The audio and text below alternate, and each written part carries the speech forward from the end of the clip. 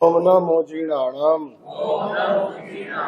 शरणाणाम मंगलाणाम निरुत्तमाणम Ram RAM ROM RAM रौ रह हसिया ऊर्जा त्रैलोक्यललाभूताय शुद्रोपद्रवशमनाय अर्हते नमः स्वाहा। ओम नमो जीर्णाणाम शरणाणाम मंगलाणाम लघुत्तमाणम राम रेम रोम रेम रौ रह हसिया ऊर्जा त्रैलोक्यललाभूताय शुद्रोपद्रवशमनाय अर्हते नमः स्वाहा। ओम नमो जीर्णाणाम शरणाणाम मंगलाणाम लघुत्तमाणम राम रेम रोम रेम रौ रह हसिया ऊषा त्रैलोक्यललाभभूताय क्षुद्रोपद्रवशमनाय अर्हते नमः स्वाहा।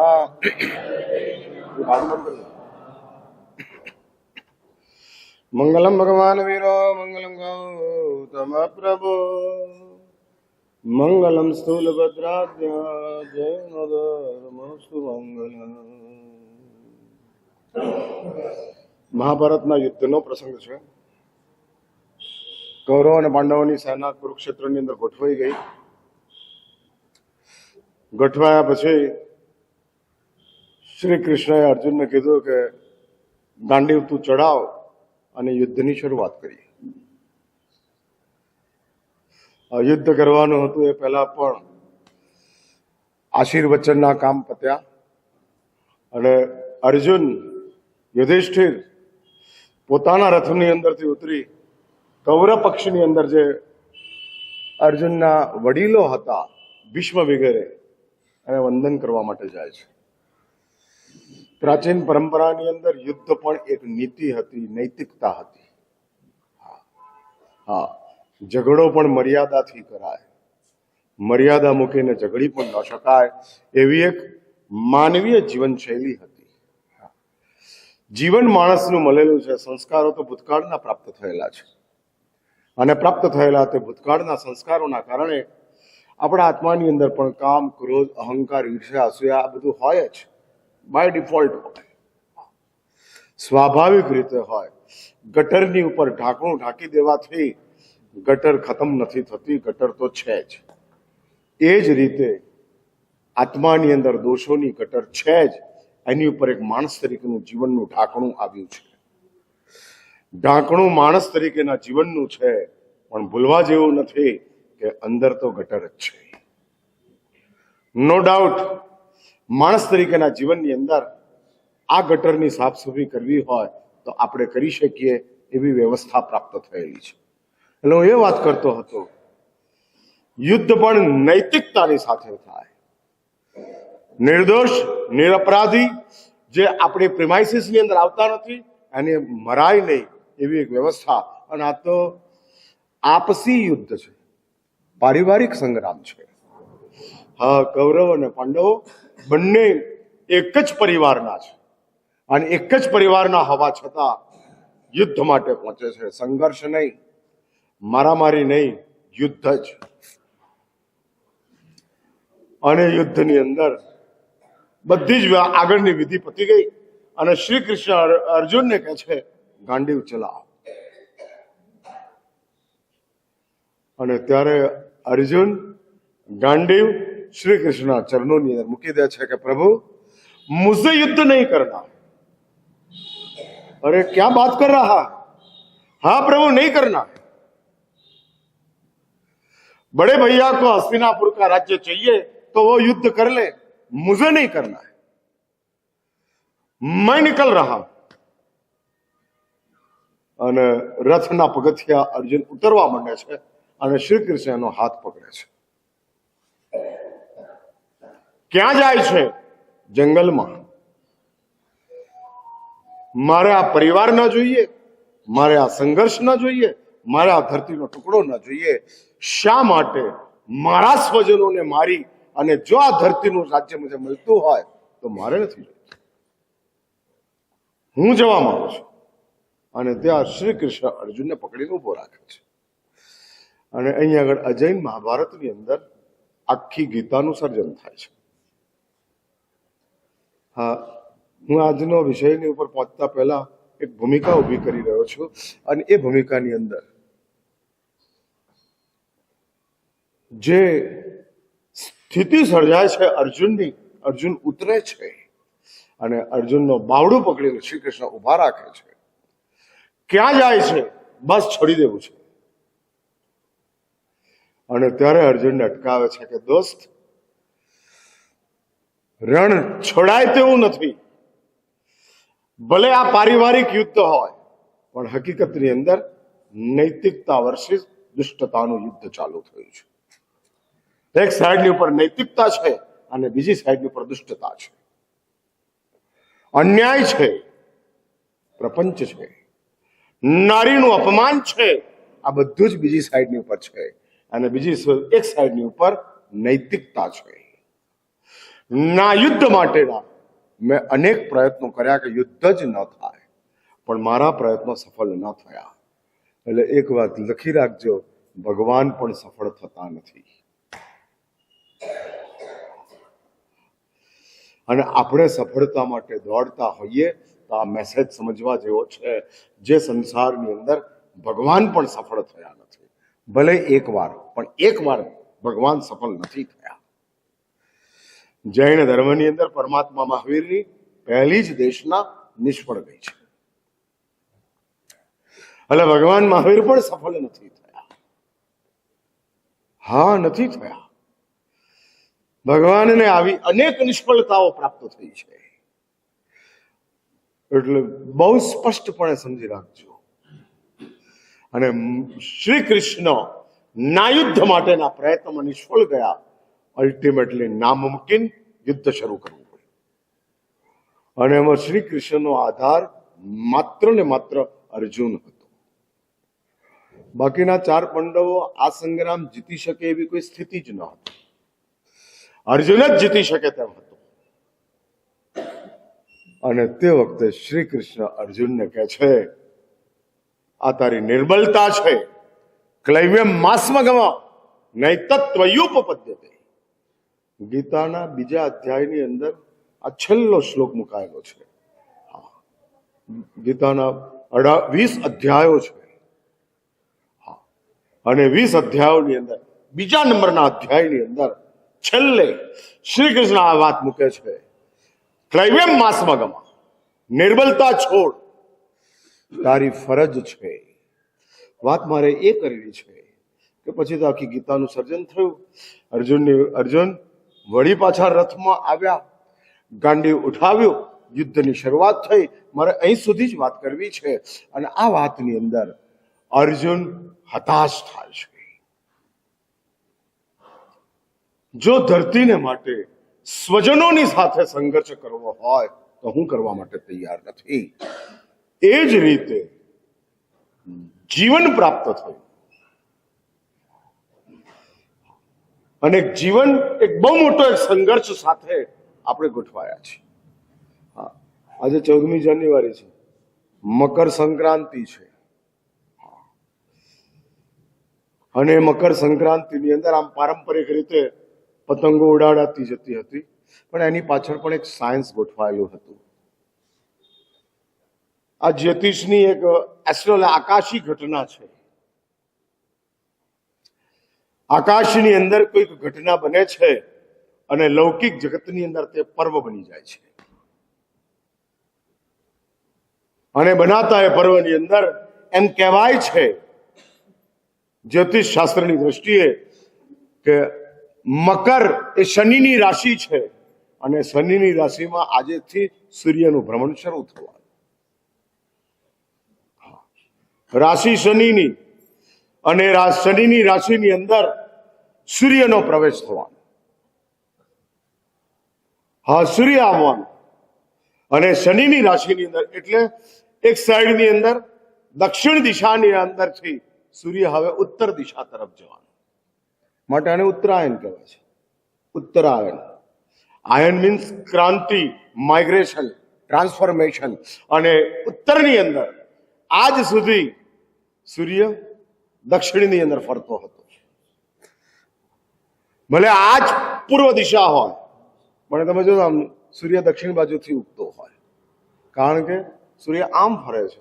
હવે આજથી સૂર્ય વળી પાછો ઉત્તર દિશા તરફ એનું પ્રયાણ કરશે અને માટે જ હવે દિવસ મોટો થતો જાય છે. પૂર્વની અંદરથી દક્ષિણની અંદર જતા સૂર્યને ઓછો ટાઈમ લાગે, પણ પૂર્વની અંદરથી ઉત્તરની અંદર જતા સૂર્યને વધુ ટાઈમ લાગે અને માટે દિવસ લાંબો થતો જાય, મોટો થતો જાય. મારે એ વાત કરવી છે, આપણે આ તો જ્યોતિષની વાત થઈ, પણ હું આજે એ ભૂમિકા ઉપર મૂકવા માંગુ છું કે આ મકર સંક્રાંતિ એટલે હકીકતની અંદર સૂર્ય શનિની રાશિની અંદર આવ્યો છે, એમ આપણે પણ આપણો આત્મા માણસ તરીકેનું જીવન એટલે આપણે એક ક્રાંતિની અંદર, સંક્રાંતિની અંદર પ્રવેશ કર્યો. એક વાત બરાબર સમજી રાખજો, ગત જન્મોની અંદર આપણે કોણ હતા વી ડોન્ટ નો. જન્મ પહેલા આપણે હતા આ બાબતની અંદર જુનાગઢ વાળાઓને કેટલો વિશ્વાસ છે? આપણે મીન સમજ્યા ને તમે? આપણે એટલે કોણ? શરીર નહીં, જીવન નહીં, પરિવાર નહીં, વ્યવહાર નહીં, વ્યવસાય નહીં, સિદ્ધિ પ્રસિદ્ધિ પ્રશંસા પ્રતિષ્ઠા કશું જ નહીં. આપણે મીન્સ વોટ? હુ ઇઝ અસ? હમ કોણ? કેવલ આત્મતત્વ. દેખાતું નથી છતાં છે. હા, નથી દેખાતું. આંખ દેખાય છે, જોનારો નથી દેખાતો. કાન દેખાય છે, સાંભળનારો નથી દેખાતો. હા હા, ડોક્ટરોને હાર્ટ દેખાય છે, સંવેદનો નથી દેખાતા, પણ છે. હા છે, માટે તો હાર્ટનું ઓપરેશન થાય છે. જો હાર્ટની અંદર સંવેદન જ ન હોત તો હાર્ટ ફેલ. હા, ધબકાર ચાલે છે અને ચાલતા ધબકારોની પાછળ બીજી એક સૂક્ષ્મ ચીજ ચાલે છે જેનું નામ છે સંવેદન. એટલે હું પૂછું છું કે જુનાગઢ વાળાઓ, આજે મારું પહેલું વ્યાખ્યાન છે ને છેલ્લું વ્યાખ્યાન છે, એટલે આ તો ગિરનાર દર્શનની અંદર હતો ને વારે ઘડીએ દિનેશભાઈ આવતા હતા અને જુનાગઢ વાળા આવતા હતા કે મહારાજ સાહેબ એકાદ દિવસ આપો, એટલે ફ્લાઇંગ વિઝિટની અંદર આવવાનું. હા, હવે શું થાય? તો વરસાદના કારણે મેચ 5 દિવસની 3 દિવસની થઈ જાય. હા, કારણો ઘણા બની જાય. હા, ત્યાંથી મને નીકળવા જ નહોતા દેતા. હા, ગઈકાલે મહાત્મા બધા કે રોકાઈ જાઓ, 2 દાડા જુનાગઢ શું કામ જાઓ છો? અહીંયા જ 2 દાડા પૂરા કરો પછી નીકળો. મેં કીધું બેનર છપાઈ ગયા છે ને પહોંચવાનું છે. હા, એટલે હું પૂછું છું, જન્મ પહેલા આપણે હતા. આ બાબતની અંદર અહીં બેઠેલાઓમાં કેટલો વિશ્વાસ? ના, હું પૂછું છું. એટલે વિશ્વાસ એટલે વિશ્વાસનો અર્થ સમજો છો ને તમે?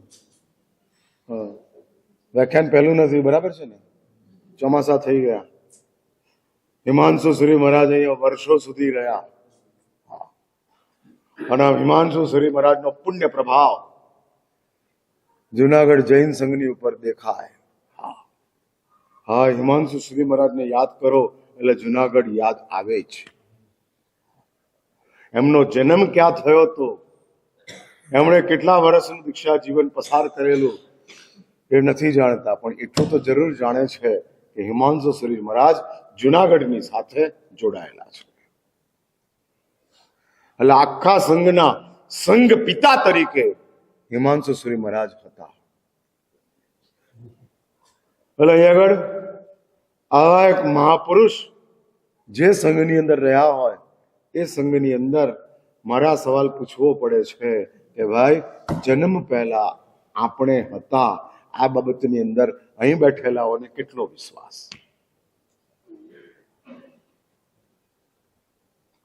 વિશ્વાસ ન હોય તો કહેવાનું કે નથી, હોય તો કહેવાનું કે છે, અને એમાં કોઈ સસ્પેક્ટ હોય તો એ કહેવાનું કે મહારાજ સાહેબ इज इट पॉसिबल और नॉट, होगा या नहीं होगा? હા એ બને, બરાબર છે.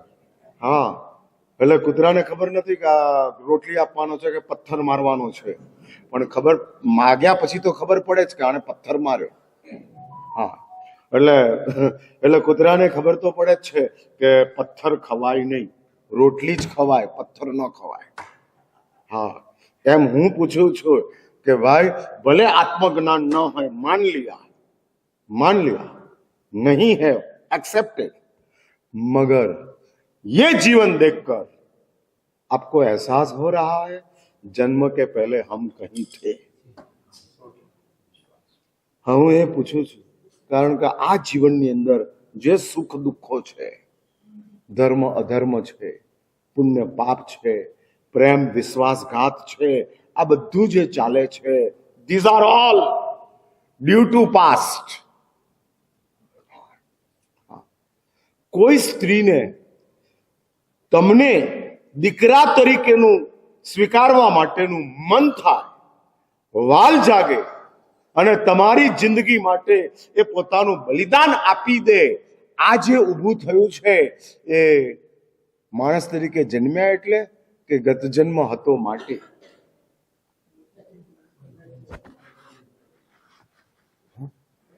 શું લાગે છે? એ જ સ્ત્રીને બીજા કોઈ છોકરાને જુએ છે તો એવું વાલ જાગતું નથી, અને આ જ છોકરો ભવિષ્યની અંદર એના બાપની સામે થશે તો આજ જે માં ગણાય છે એ માં આ છોકરાને લાત મારીને ઘરની બહાર કાઢી મૂકશે. એટલે આ બધું ઇમ્બેલેન્સ ચાલે છે. એમ તમારું જીવન બેલેન્સમાં કે ઇમ્બેલેન્સમાં? હા, કન્ટિન્યુટી છે કે ડિસકન્ટિન્યુટી છે? કઈ ભૂમિકા? એટલે ઇમ્બેલેન્સ ને, તો આ બધું ઇમ્બેલેન્સ કેમ છે? શા માટે આ ચાલે છે? એટલે બિલીવ ઇટ, જન્મ પહેલા આપણે હતા, હમ થે. કયા સ્વરૂપની અંદર હતા, કયા જીવનમાં હતા, કઈ સ્થિતિની અંદર હતા એ નથી જાણતા, પણ હતા એટલું હકીકત છે.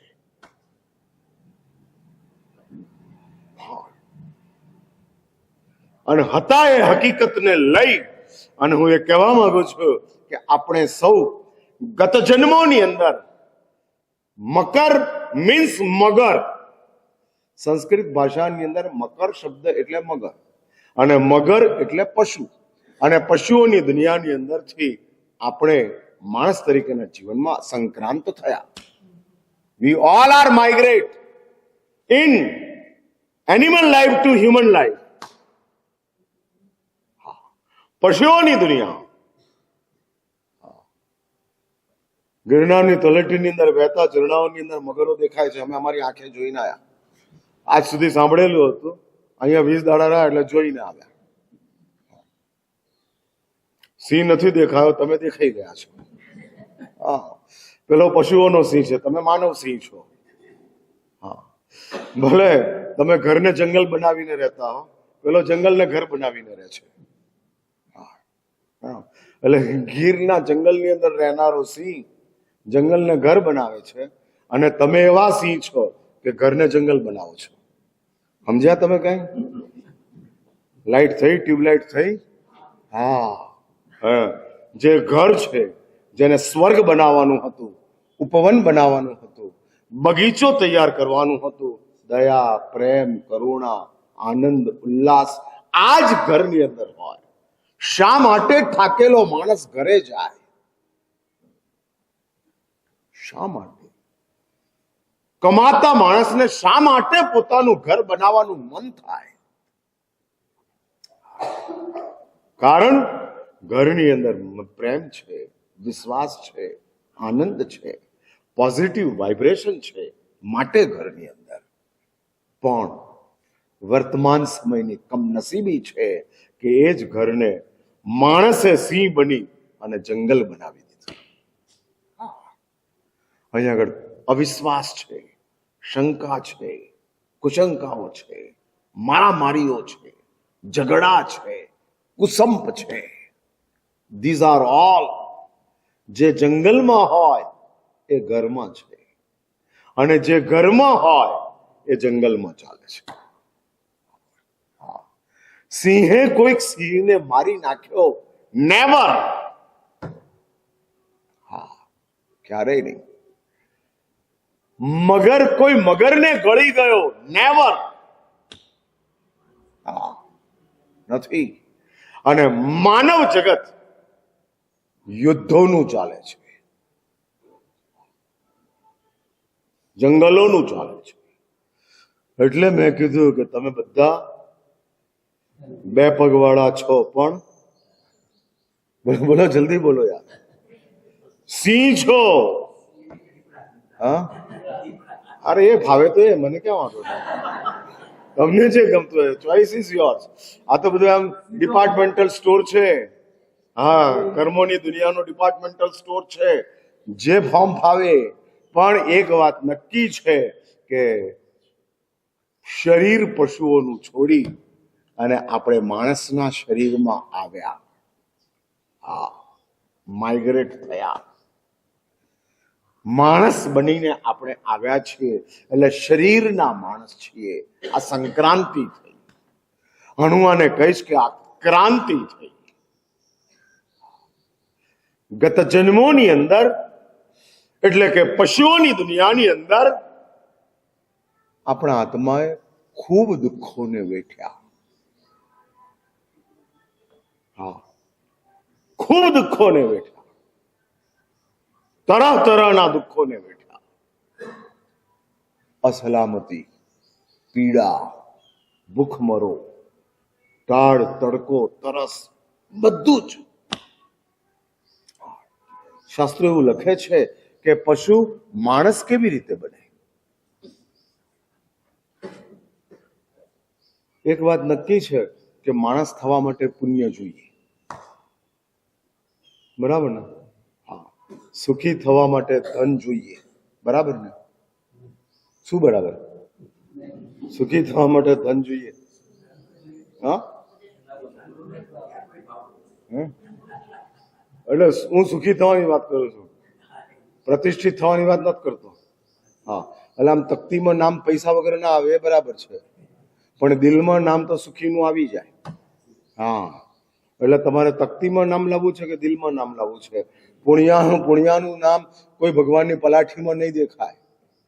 હા, પણ પુણ્યાનું નામ દરેક મહાત્માઓના દિલમાં છે.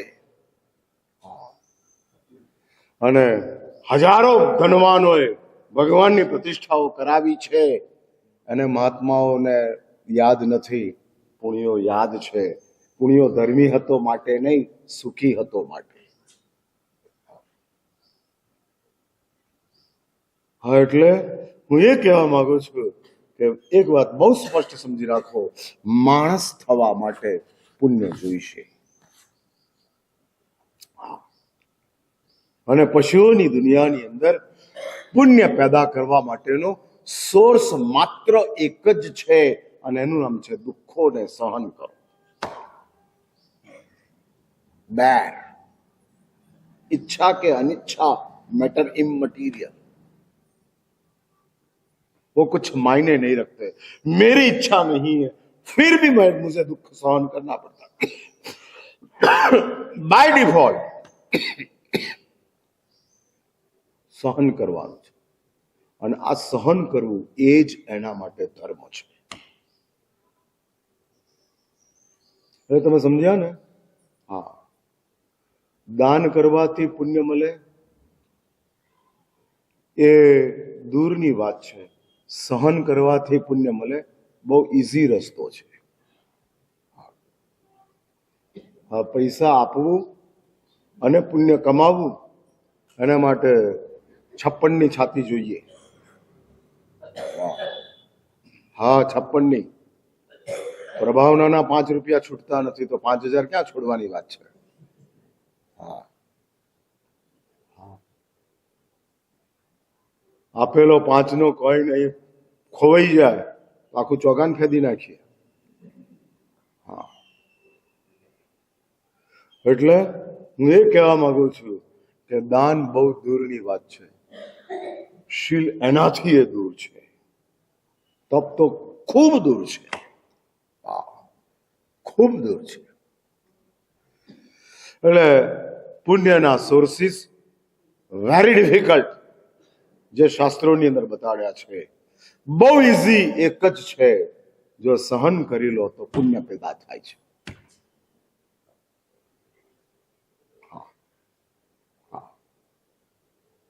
જો સહન કરી લો અને એની અંદર સમજ સાથે સહન કરો તો શાસ્ત્રો કહે છે રહેલા પાપો ખતમ થાય ને નવું પુણ્ય આવી જાય, ડબલ એક્શનમાં કામ થાય છે. સમજ સાથે જે સહન કરે છે એના કારણે આપણા આત્માની અંદર રહેલા લખલૂટ જે પાપો છે, કેટલા છે ડોન્ટ નો. હા, જો ગોડાઉનમાં પાપ ભરાતા હોત તો આખા સંસાર નામનું ગોડાઉન નાનું પડત. હા, શોધાયેલી આખી જે ધરતી છે, અરે આ ધરતી શું 3 લોક છે, 14 રાજલોક છે. એ 14 રાજલોકની અંદર પાપને ગોડાઉનની જેમ ભરવાના હોત તો લખી રાખો કે 14 રાજલોક નાના પડત. કેટલા આત્માઓના? એક આત્માના. આપણા એકનું પાપ 14 રાજલોક ઠાંસીને ભરાઈ જાય તોય ઓછા પડે. એટલા પાપો આપણા આત્માની અંદર ડેરા તંબુ નાખીને બેઠેલા છે. હા, બેઠેલા છે. હા, અંદર બેઠેલા છે. પણ મારા સાહેબ, એવું કેવી રીતે બને? આટલા બધા પાપો મારા આત્માની અંદર કેવી રીતે સમાય? એ તો કમાલ છે. એ કમાલ છે. આખા વિશ્વને પરેશાન કરનારો કોરોના કેવો સમય ગયો? એ જ રીતે આપણા આત્માની અંદર આવા પાપો ઠાંસીને ભરેલા છે. અને તમે જાણો છો ને કે પાપનું પરિણામ શું હોય? કહેવાની જરૂર નથી ને? હા, પાપથી ખિસ્સાવાળું શર્ટ મળે કે ખિસ્સા વિનાનું મળે? હા, ખિસ્સા વગરનું મળે. હા, એટલે એક વાત સમજી રાખજો, જેટલી ડિફિકલ્ટીઝ છે, જેટલા દુઃખો છે, એ બધા મેડ ફ્રોમ સિન, પાપ સે બના હૈ. હા, પાપથી બન્યા છે બધા જ દુઃખો. અને આ દુનિયાની અંદર એવો એક પણ વ્યક્તિ નથી કે જેને દુઃખ બહુ ગમતા હોય. Not a single person. હા, હોય એવા મહાત્માઓ કે જે દુઃખને ઈલાજ માની અને પોતાના પાપોને ખતમ કરતા જાય. પણ એ દુઃખ તો છે જ. હા, પગે ચાલવું, વિહાર કરવો એ કોઈ સુખ નથી, પણ ઈલાજ સમજી અમે એને સ્વીકાર કર્યો છે કે આ દુઃખ મારી અંદર રહેલા મોટા દુઃખોને આપનારા પાપોને ખતમ કરે છે, માટે હું લઉં છું. ડાયાબિટીસને દૂર કરવા માટેની ગોળી કડવી જ હોય. ભાઈ ડાયાબિટીસ વાળાને કડવું ગમે ખરું? તો લેવું જ પડે, કારણ કે ઈલાજ છે. હા, ઈલાજ છે. ઓપરેશન થિયેટર ઉપર સુતેલાને પોતાનો શરીર ઉપર કાપા મુકાય, ગમતું જ નથી, દુખે જ છે, પણ કરે છે. કેમ? ઈલાજ છે. એ જ રીતે ધર્મની અંદર જે કોઈ કષ્ટો છે, હા ભાઈ કષ્ટો છે, આંબેલ કરવું એ કઈ મજા નથી. હા, આંબેલ રિસેપ્શન નથી, આંબેલ આંબેલ જ છે. હજુ કોઈ આંબેલનું રિસેપ્શન રાખ્યું નથી. આ દીકરાનું લગ્ન રિસેપ્શનમાં આંબેલ, આઈટમ બધી આંબેલની. જુનાગઢ વાળા એવું કરવું જોઈએ. હા, રિસેપ્શન ની વાત કરો, સંઘ તો મને ખબર, આ કઈ સંઘ થાય. હા, એ આંબેલ નો સંઘ હતો ને ત્યારે સંખ્યા અડધી હતી, જયારે 51 નો થયો ત્યારે ડબલ થઈ ગઈ. હા, એટલે આંબેલ છે, કષ્ટ છે, અને એ કષ્ટ ઈલાજ છે કે જે ઈલાજ અંદર રહેલા જે આપણા વર્તમાન, આપણા ભાવિ બંનેને ડિસ્ટર્બ કરે એમ છે. હા, ડેમેજ કરે તેમ છે. અને ડેમેજ થયેલું ભાવિ કોને પસંદ છે? ભાઈ આવતીકાલે ફ્રેક્ચર થવાનું છે એવી ખબર હોય તો ઘરની બહાર નીકળો ખરા? ગોદડાની બહાર ના નીકળે. ઘરની ક્યાં માનો છો, ગોદડાની બહાર નહીં. હા હા, કોક જ્યોતિષે કીધું કે ભાઈ તારા માટે ગુરુવાર ભારે છે, ના બુધવાર ભારે છે, અને ક્યાંક નીકળીશ, પગ આડો પડશે, લપસી પડીશ, અને એકાદ હાડકું જવાનું છે, 6 મહિનાનો ખાટલો છે. હા, તો જોશી એ તો ગ્રહ જોઈને કીધેલા છે. સાચું પડે એવું જરૂરી નથી, પણ આપણે ઘર ગોદડું છોડવા માટે તૈયાર નથી. આજે અહીંયા જ બેઠો છું, ખાઈ પણ આવીશ, પીસ પણ અહીં, બધું જ અહીં, એવરીથિંગ હિયર. ઘરમાં ચાલવું નથી. એ આપણી ભૂમિકા છે. એટલે ભાવિ ડિસ્ટર્બ થાય એવું કોઈને મંજૂર નથી. ક્યાંક આપણી વધુ પડતી આસક્તિ કે વધુ પડતા અજ્ઞાનના કારણે આપણું ભાવિ ડિસ્ટર્બ થઈ જાય તો આપણે એનાથી દુઃખી થઈએ છીએ. હા, શેર બજારમાં ઇન્વેસ્ટમેન્ટ કર્યા અને લોસ થઈ ગયો. હા, ઇન્વેસ્ટ કરતી વખતે એવું જ નક્કી હતું કે પ્રોફિટ જ છે. હા, જે નાખ્યા છે એના 2 ગણા છે, મળવાના જ છે. ઇન્વેસ્ટ કરતી વખતે નહીં મળવાની શંકાથી કરો કે મળવાના વિશ્વાસથી કરો. હા, એમ ભંડારમાં નાખતી વખતે મળવાનો વિશ્વાસ કે નહીં મળવાની શંકા. સમજાય ને મારી વાત? હા, શેર બજાર અને ભંડાર બંનેમાં છોડવાનું છે. હા, મળવાના પૂર્ણ વિશ્વાસ સાથે અમે સ્ક્રિપ્ટ ખરીદીએ છીએ, અને મળવાને પૂર્ણ શંકા સાથે ભંડાર ભરીએ છીએ. આ પૂરેપૂરી શંકા મળશે કે નહીં મળે. હા, એ ચાલે છે. એટલે આપણી કમનસીબી છે કે જે પુણ્યના સાધનો છે તેમાં શંકા છે, અને પાપના સાધનો છે એમાં વિશ્વાસ છે. આ શેર બજારમાં ઇન્વેસ્ટ કર્યું એમાં વિશ્વાસ, ભંડારમાં નાખ્યું એમાં શંકા. હા, એની અંદર શંકા ઉભી થાય છે. એટલે આ સ્થિતિ છે આપણી, આ કમનસીબી છે. અને કમનસીબીની અંદર હું એ પૂછી રહ્યો છું કે જો ભાવિ આપણે ડિસ્ટર્બ ન કરવું તો તો દુઃખને ઈલાજ બનાવી શકાય તેમ છે. અને ઈલાજ બની જાય, દુઃખ ઈલાજ બની જાય કે જે ઈલાજ તરીકે આપણા પાપોને ખતમ કરે છે. શાસ્ત્રો કહે છે કે પાપ દુઃખ આપે છે, અને એ દુઃખ જો તમારે ખતમ કરી નાખવું હોય, ભાવિ દુઃખો કોઈ પણ હોઈ શકે, કલ્પના ન કરી શકો તેવા હોઈ શકે, અને એ ભાવિ દુઃખોની અંદરથી બચવું હોય તો પશુ તરીકેના જીવનની અંદરથી માણસ તરીકેના જીવનમાં આપણી સંક્રાંતિ થઈ છે, ક્રાંતિ થઈ છે.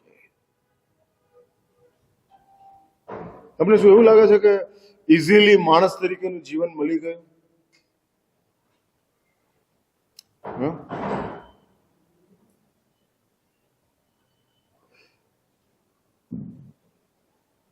શું શું માનો છો? શું આ માણસ તરીકેનું જીવન ઇઝીલી મળી ગયું એવું લાગે છે, કે માનો છો કે આ માણસ તરીકેના જીવનની અંદર બહુ મહેનત કરી ત્યારે આ જીવનની અંદર એડમિશન પ્રાપ્ત થયું છે?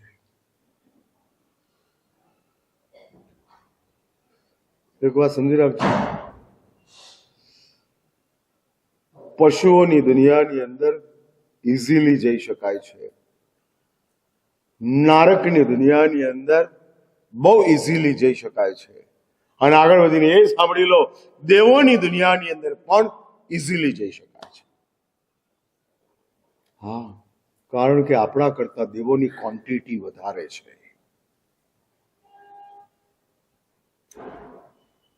સમગ્ર સંસારની અંદર જીવોની જે સ્થિતિ છે, એ જીવોની સ્થિતિની અંદર દેવોની ક્વોન્ટિટી માણસોની ક્વોન્ટિટી કરતા વધારે છે. આ તીર્થંકર દેવોએ ફરમાવ્યું છે, અને એમણે એમના જ્ઞાનના પ્રકાશની અંદર આ જોયેલું છે. હા, આ જોયેલું છે કે આ સ્થિતિ છે. હા, આપણા શરીરની અંદર 3.5 કરોડ રૂવાડા છે એમ ડોક્ટરો કે છે. હા, આપણે કઈ ગણી શકવાનું નથી. હા, 3.5 કરોડ રૂપિયા ગણવા ઈઝી છે, 3.5 કરોડ રૂવાડા ગણવા અઘરા છે. હા હા, તમે મનીનું મશીન લઈ આવો, 3.5 કરોડ 1 કલાકમાં કે 2 કલાકમાં 5 કલાકમાં પૂરા થઈ જાય. એવું કોઈ પણ મશીન ઉપર ફેરવો કે કેટલું થાય? હા, ગઈકાલ હું તલેટીથી આવતો હતો, રસ્તામાં કર્મચારીઓ હતા ને, આમ કઈ જોતા હતા, એટલે મેં પછી શું કરો છો? મારા સાહેબ કેબલ ફોલ્ટ છે, ઇલેક્ટ્રિસિટીનો વાયરનો ક્યાંક ડેમેજ છે, અને વી આર ચેકિંગ, અમે ચેકિંગ કરી રહ્યા છીએ ક્યાં આગળ છે. હા, ક્યાં આગળ છે એમ તમે ચેકિંગ કરો, કેટલા રૂવાડા છે. હા, ઘરે જઈને બેસીને ગણવા માંડે, લોકો કે પાગલ થઈ ગયો છે. હા, એટલે કેટલીક વસ્તુઓ માની લેવાની હોય. હા, એક્સેપ્ટ, એમ માની લેવાની કે આપણી સંખ્યા ઓછી છે, દેવોની સંખ્યા ઘણી વધારે છે. હા હા, એ ચાલે છે. એટલે ગવર્મેન્ટ કોલેજોની અંદર સીટો ખાલી હોય, અને સારામાં સારા ગણાતા એજ્યુકેશનલ ઇન્સ્ટિટ્યૂટોની અંદર સીટો મળતી જ ન હોય. એમાં બહુ સારું સંસારની અંદર ઇન્સ્ટિટ્યૂટ છે કે જેની અંદર હ્યુમન બીંગ લખેલું છે.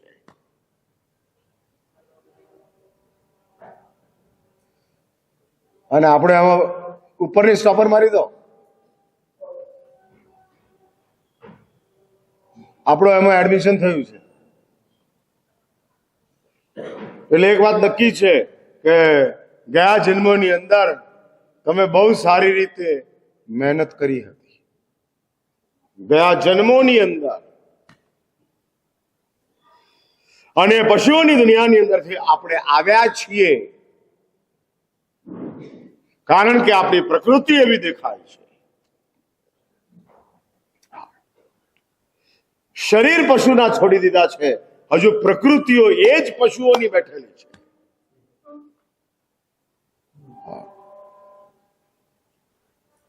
જો આપણે દેવની દુનિયામાંથી આવ્યા હોત ને તો દુઃખથી સતત બચતા રહેતા હોત. પણ આપણને એવી કોઈ દુઃખની બહુ ચિંતા નથી. પડશે એવા દેવા છે. હા, જેવું થવાનું જેવું થઈ જશે. અત્યારે મળે છે ને મજા કરી લો. ફ્રીમાં કોઈક આઈસ્ક્રીમ ખવડાવતો તો ઠંડીમાં ખાઈ લઈએ. હા, ભલે ને ગમે એવી ઠંડી હોય, ફ્રીમાં ખવડાવે છે, ખાઈ લેવાનું. પછી ભલે હાજે ડિકોલ્ડ લેવી પડે, જોઈ લઈશું. હા, એટલે આપણી આ કમનસીબી છે. હા, એટલે દેવની દુનિયામાંથી આવ્યા હોઈએ તો આપણે લોકો દુઃખથી સાવધાન રહીએ, સુખને માટે કેરફુલ રહીએ. દુઃખ ના આવી જાય એના માટેની સિન્સિયરિટી, સાવધાની અને સુખને સાચવી લેવા માટેની કેર. તમને એવી ખબર હોય કે અત્યારે હું કોઈ પણ સૂચન કરીશ તો મારી પત્ની મારી સામે થશે, તો સુખને સાચવવા માટે એ સૂચન છોડી દે. જો દેવની દુનિયામાંથી આવ્યા હોય તો. પણ એસી તેસી હમણાં જ સીધું જ કરો. ભલે સ્ટ્રેસ હોય, ભલે અંદર ખાને તુફાન હોય, કરો કામ. એટલે તમે લોકો દુઃખથી ડરતા હો એવું છે જ નહીં. બરાબર ને? હા, આવશે એવું જોયું જશે. એવી એક મૂર્છિત હાલત શું જોયું જશે? કયા દુઃખો આવશે? કઈ સ્થિતિના સર્જન થશે? એટલે એક વાત સમજી રાખજો, દેવોની દુનિયામાંથી આપણે માણસ થયા નથી, આપણે પશુઓની દુનિયામાંથી માણસ થયા છીએ. માટે જ શાસ્ત્રો કહે છે કે પ્રકૃતિ માણસની, શરીર માણસનું અને પ્રકૃતિ પશુની.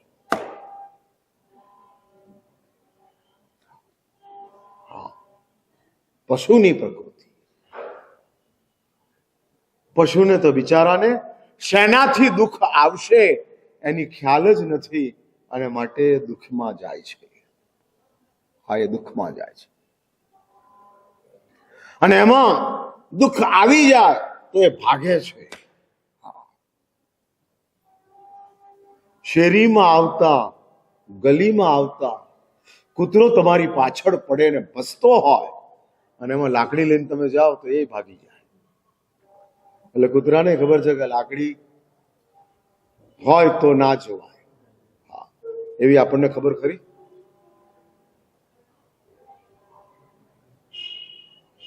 નથી ખબર. એટલે બહુ સ્પષ્ટ સમજી રાખો કે આપણે બધા ગત જન્મોની અંદરથી પશુઓના જીવનમાંથી માણસના શરીરમાં આવી ગયા. હવે આ માણસના શરીરની અંદર જે સંક્રાંતિ થઈ છે, એ સંક્રાંતિની અંદર શરીર માણસનું છે તો જીવન પશુનું રાખવું છે કે પછી માણસનું જીવન જોઈએ છીએ?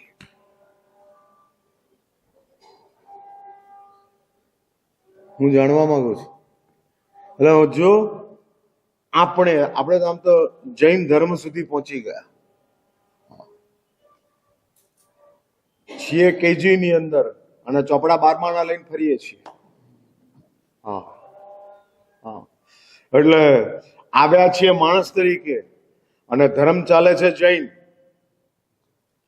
12મા ધોરણના ચોપડાઓ છે.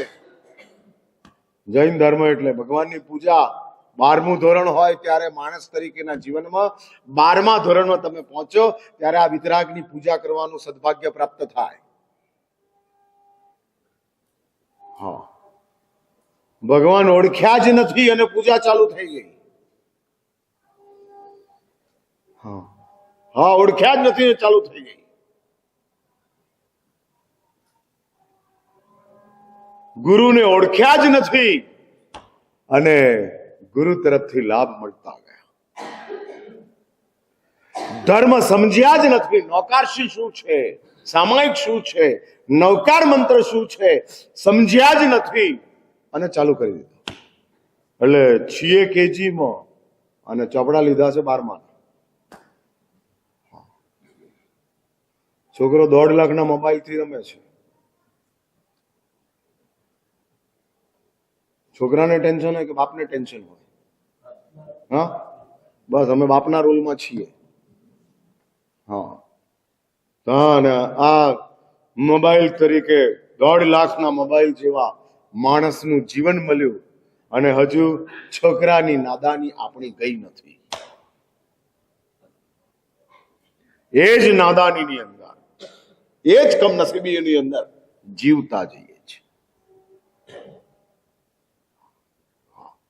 એ જ એટલે હું પૂછું છું, જે સંક્રાંતિ થઈ છે પશુઓની દુનિયાની અંદરથી માણસના શરીરની અંદર, એ સંક્રાંતિને ક્રાંતિ બનાવી છે. જો આ માઇગ્રેટ થયું, પુણ્યએ પશુઓના જીવનમાંથી માણસના જીવનમાં, માણસના શરીરમાં આપણને મૂકી દીધા. હા, મૂકી દીધા. માણસના શરીરની અંદર આપણે આવી ગયા. બિલ્લીને મહેલની અંદર મૂકો એટલે શું તે સોનું ચાંદી હોતે? બિલાડીને તમે મોટા 5 સ્ટાર હોટેલની અંદર મૂકી દીધી એટલે શું હોતે? ઉંદરને જ હોતે. હા, આદત સે મજબૂર. એ જ સ્થિતિ ચાલે. એ જ રીતે આ જીવનમાં આવી ગયા પછી આપણે શું શોધવું છે? શરીર ઇન્સાનનું છે, જીવન ઇન્સાનનું શોધવું છે કે બિલ્લીની જેમ ઉંદરોના સાધનોને શોધે રાખવા છે?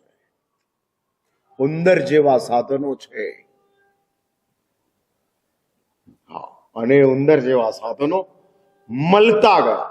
આખો વિજ્ઞાન, આખો સંસાર તમને માત્ર ને માત્ર ઉંદરો જ આપે છે.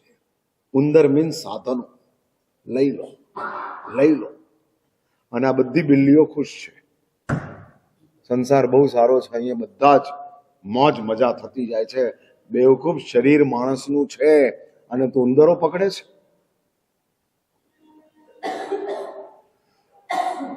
એટલે જલ્દી બોલો, આપણી પાસે 5 મિનિટ છે. આ વાત પૂરી કરું છું. શરીરના માણસ પુણ્યએ બનાવી દીધા. જીવનના માણસ બનવા માટે પુણ્ય કહે છે કે મારો સબ્જેક્ટ નથી, એ મારો વિષય નથી. ઇન્જેક્શન આપવું હોય ત્યાં સુધી કમ્પાઉન્ડર ચાલે, ઓપરેશનમાં કમ્પાઉન્ડર ન ચાલે. આ ઇન્જેક્શન એ કમ્પાઉન્ડર આપે અને ઓપરેશન એ કમ્પાઉન્ડર આપે, એટલે તો આ હાલત થઈ છે. હા, દુઃખે સંસાર આપે અને સુખે સંસાર આપે.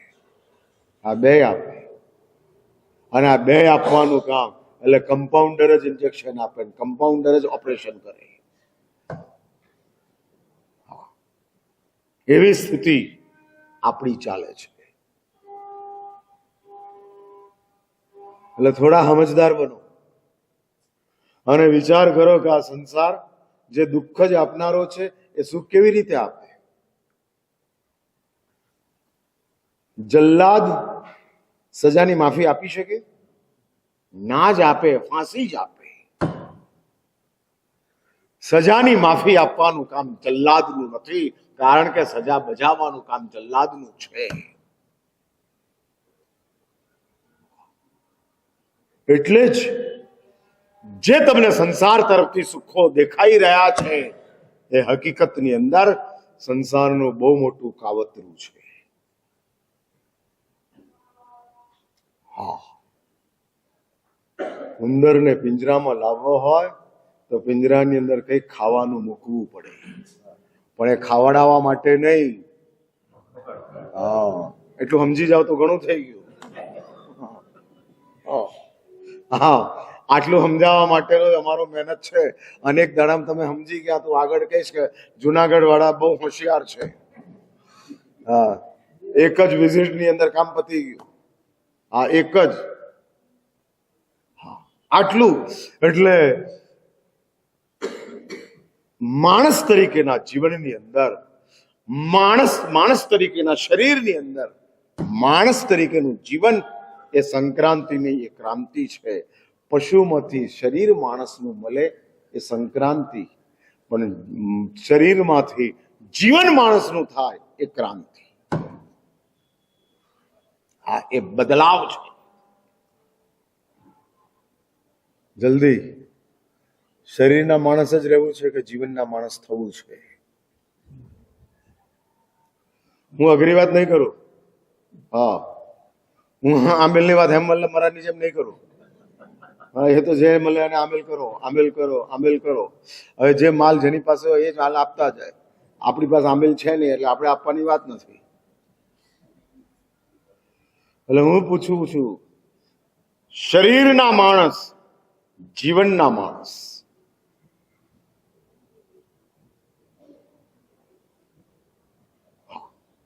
શી રીતે? જો એક વાત સમજી રાખો, શરીરના માણસ છો, અંધ પ્રકૃતિની પશુ તરીકેનું સ્થિતિ છે. એની વચ્ચે આપણે પાપોને છોડી શકીએ એવી સ્થિતિ નથી. Believe it. નાના મોટા બહુ મહત્વની ચીજ નથી, પણ પાપ છે એ બહુ મહત્વની ચીજ છે. નાનું પાપ છે માટે ચાલે, ભૂલી જાઓ. ગાદીની અંદર, ગોદડાની અંદર એક જ માકડ હોય તો ચાલે, એવું ખરું? ના જ ચાલે. હા, ન જ ચાલે. એટલે પાપ નાનું હોય તો બહુ હેરાન ન કરે, મોટું હોય તો હેરાન કરે. પાપ માત્ર હેરાન કરે. 32 માંથી કયો દાંત દુખે તો ચાલે? 31 નહીં દુખે, 32 માંથી એક જ. એકેય નથી હાલતો. એકેય નથી હાલતો. હા, આ આપણી સ્થિતિ છે. એટલે એક વાત સમજી રાખજો, પાપ એ ચાલે જ નહીં. પણ આપણી કમનસીબી એ છે કે આપણે પાપ વિના નથી ચાલતું. પાપ ન ચાલે અને આપણે પાપ વિના ન ચાલે. અને એ કંગાલિયતની વચ્ચે હું એક જ વાત કરું છું, જો જીવનના માણસ બનવું હોય, હું ઉપરના ધર્મની વાત નથી કરતો. સામાયિક પૂજા, પ્રતિક્રમણ, પૌષધ તમે બધા જેટલું કરો છો એટલું ઘણું છે. હવે વધારે કરો એવી કોઈ મારી પ્રેરણા નથી. હા, એવી પ્રેરણા નથી. છે બરાબર છે. હા, એટલે જે છે એમાં આપણે ખુશ રહેવાનું. ના પણ આ નથી થતું ને આ નથી થતું ને આ નથી થતું. જે થાય છે એની ખુશી રાખને. મહારાજ સાહેબ અહીં મહાવીર સ્વામી ભગવાનના દેરાસર સુધી જવાય છે, ઉપર ગિરનાર નથી જવાતું. કઈ વાંધો નહીં, મહાવીર સ્વામીમાં નેમનાથ આવી ગયા. હવે તારામાં ક્યારે આવે છે એ વાત કર. નથી થતું એ છોડી દો. અને હું એટલે જ ધર્મનું માર્કેટિંગ કરવા માટે આવ્યો નથી. ઘણા છે પરલોકની અંદર સદગતિ કે સ્વર્ગ મેળવવા માટે આનાથી વધારે ધર્મની જરૂર નથી. પણ પરલોકની અંદર દુર્ગતિઓને અટકાવવા માટે પાપને રોકવા અનિવાર્ય છે. આ લોકની અંદર પીડાઓને રોકવા અને પરલોકની અંદર પશુઓની જિંદગીને રોકવા, પાપને રોકવા અનિવાર્ય છે. હા, અને એ પાપ આપણાથી છૂટે તેમ નથી. આમ કેવી મોટી ટ્રેજેડી છે. હા, ડાયાબિટીસ એ છે અને એસિડિટી એ છે. હા, બે હાલે છે.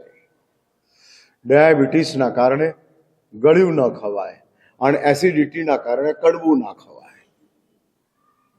હા, બે ટ્રેજેડી છે. એસિડિટી વધી જાય છે કડવું ખાવાના કારણે. અને ડાયાબિટીસ વધી જાય છે મીઠું ખાવાના કારણે. શું કરવું? કઈ સ્થિતિની અંદર જીવવું? અને ત્યારે શાસ્ત્રકારો કહે છે, બહુ સુંદર વાતો, બહુ દયાથી, બહુ કરુણાથી પ્રભુએ આપણને ફરમાવી છે કે પાપો છૂટે તેમ નથી, તો કમ સે કમ પાપને પાપ સમજીને ચાલુ રાખ. જરૂરિયાત સમજીને નહીં, જીવન સમજીને નહીં. પાપ પાપ છે.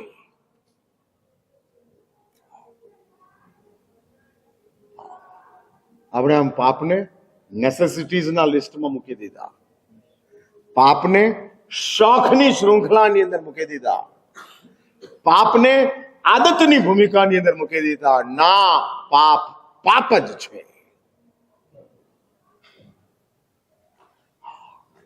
પાપ જ છે. અને એ ભૂમિકા આપણી આવતી જાય.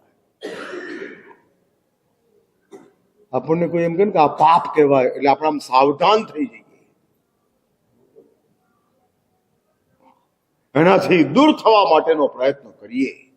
કારણ કે આપણને પાપ ભયાનક લાગે છે એ વાત આપણા માનસની અંદર બહુ ફિટ થઈ ગઈ છે અને આપણો પ્લસ પોઈન્ટ છે. હિંસા ખરાબ લાગે છે, આ પ્લસ પોઈન્ટ છે. મુસલમાનને હિંસા ખરાબ લાગતી જ નથી. એ મુસ્લિમ તરીકેના જીવનની મોટામાં મોટો માઇનસ પોઈન્ટ છે. જેમ હિંસા આપણને પાપ લાગે છે, એ જ રીતે લાલસા આપણને પાપ લાગતી નથી. મુસલમાનને જેમ હિંસા પાપ નથી લાગતી, એમ જૈનોને લાલસા પાપ નથી લાગતી. જમણવાર વિનાના જૈનોના કોઈ ફંક્શન જ ના હોય.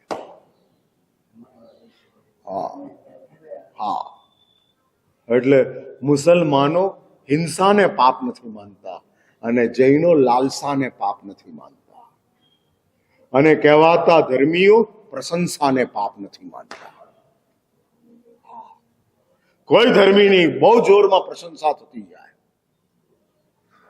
એપ્રિશિએશન ચાલતે રાખે, વખાણો થઈ રાખે. આ ભાઈ તો આવા, આ ભાઈએ તો ઉપદાન કર્યા, સંઘ કાઢ્યા, ઉપદાન કર્યા, અને આ બધું આવી પ્રશંસાઓ ચાલે એટલે ધર્મીઓ પણ ખુશ. અરે ભાઈ, આ પ્રશંસા તને બરબાદ કરશે. એટલે હિંસા મુસલમાનોને નથી ખરાબ લાગતી, લાલસા જૈનોને ખરાબ નથી લાગતી, અને પ્રશંસા ધર્મીઓને ખરાબ નથી લાગતી. और આગળ વધો, પ્રતિષ્ઠા સાધુઓને ખરાબ નથી લાગતી. પોતાની પ્રતિષ્ઠા થતી હોય, પોતાની પ્રસિદ્ધિઓ થતી હોય, પોતાની નામનાઓ થતી હોય, અને આમ ખુશાલ સાધુઓ થતા જતા હોય, શાસ્ત્રો કહે છે કે સાધુ, આ તારા માટે પાપ છે. એટલે પ્રતિષ્ઠા, પ્રશંસા, લાલસા, હિંસા, આમ ચાર કેટેગરી. અહીં બેઠેલાઓમાં કોઈ મુસલમાન છે નહીં, એટલે એક વાત નક્કી છે કે આપણને બધાને હિંસા પાપ લાગે છે. હવે આપણે લાલસા વગેરે જે આપણી આસપાસમાં ગોઠવાયા છે, લાલસાઓ છે, આશંસાઓ છે, ઈચ્છાઓ છે. એક કામ કરો, વાત પૂરી કરું છું. પાપને પાપ સમજી અને આગળ વધો. અને આટલું જો આપણા માનસની અંદર ગોઠવાયેલું હશે, આટલું, તો ક્યારેક ઇડલી સાથે ચટણી નહીં આવે તો શાંતિથી ખાઈ લઈશું. ડિમાન્ડ નહીં લે. કારણ લાલસા પાપ છે, લાલસા પાપ છે. અને આ ઇડલી આવી છે, સંભાર મળ્યો છે, પૂરું કરો. ચટણી કેમ નથી બનાવી, એ લાલસાને પાપ નથી માનતા માટે સવાલ છે. માટે સવાલ છે. બાકી જો લાલસાને પાપ માનતા હોત તો ચટણીની ડિમાન્ડ ન જ હોત, કન્ફર્મ. એટલે વાત પૂરી કરું છું.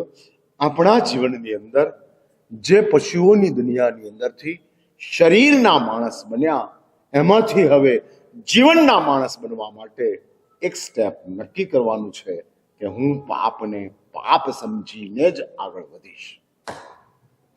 જરૂરત સમજીને, શોખ સમજીને, આદત માનીને પાપ નહીં કરો. પાપ આદત નહીં, પાપ જરૂરત નહીં, પાપ શોખ નહીં, પાપ પાપ જ છે. બસ આટલું જો આપણી પાસે આવી જાય તો એ ચીજ આપણા ઇન્સાનિયત તરીકેના જીવનને સ્વસ્થ રાખવા માટે ઇનફ છે. તમે સૌ તમારા જીવનની અંદર પાપને પાપ સમજી અને આગળ વધો એવી અંતિમ મંગલ પ્રાર્થના સાથે મારી વાતનું અહીંયા સમાપ્ત કરું છું.